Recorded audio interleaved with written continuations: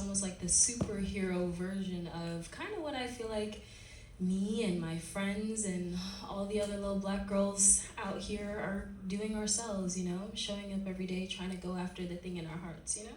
Now, how did you learn of this role? How did this become your reality? Oh man, I learned about it from a phone call from a Marvel producer saying that they wanted me to be her. That's how I learned about this.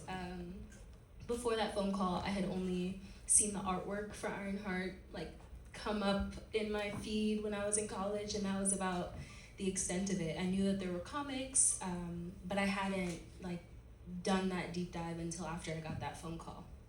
Mm. So then what is that preparation like?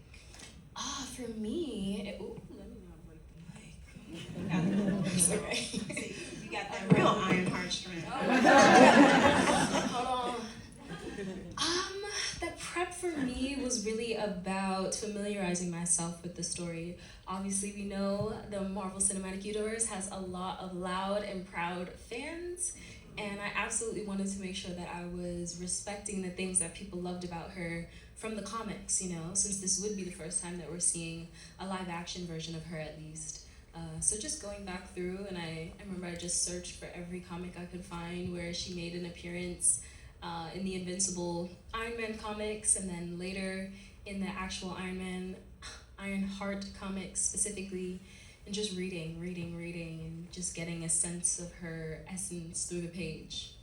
Well, I actually happen to be from the south side of Chicago, so well, hello. And so is Gina. So I hope we do you proud. Yeah, so were there any And you.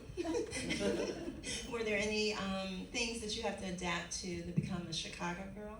Absolutely. I mean, I have such a deep love for Chicago. My first love was from Chicago.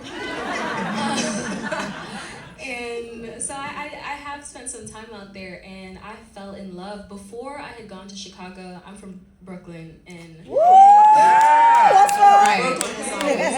Exactly. Indeed we are, all around the world.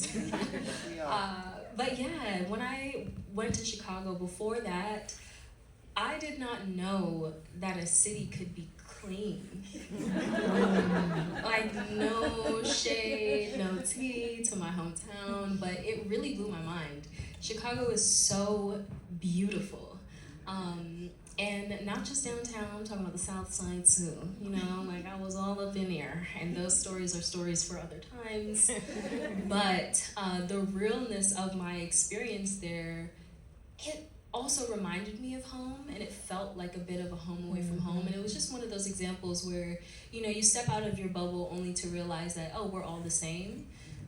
And so knowing that Riri is from Chicago, and okay, we're out of Wakanda, we're gonna go back to her home, we're gonna get to meet her beautiful young black mother who's a woman from Chicago.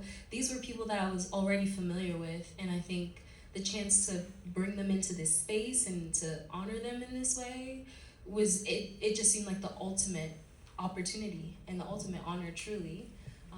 So yeah, and just having fun and playing in that space the way that, you know, I know we deserve to do. You know? And we saw a little clip. Lyric Ross is in there, and she's a Southsider. Yes, she sure is. We love Lyric. Oh my goodness. Did you guys watch This Is Us? Yes. Yeah. Yes, and Deja. Yes, love Lyric. She is absolutely incredible. And of course, her being from Chicago as well.